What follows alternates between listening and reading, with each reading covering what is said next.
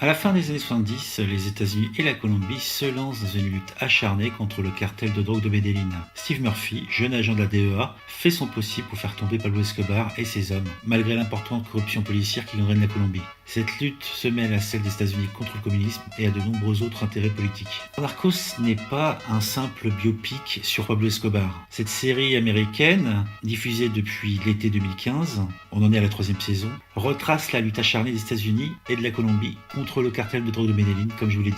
Le cartel de drogue de Medellín est l'organisation la plus lucrative et impitoyable de l'histoire criminelle moderne.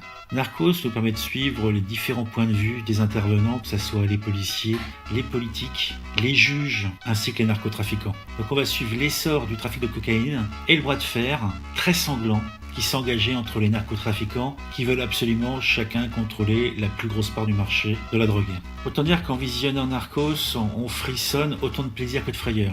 C'est beau, c'est bien fait, il y a du budget, et l'utilisation d'images d'archives ainsi que d'actualités relatées par les médias donne un résultat stupéfiant.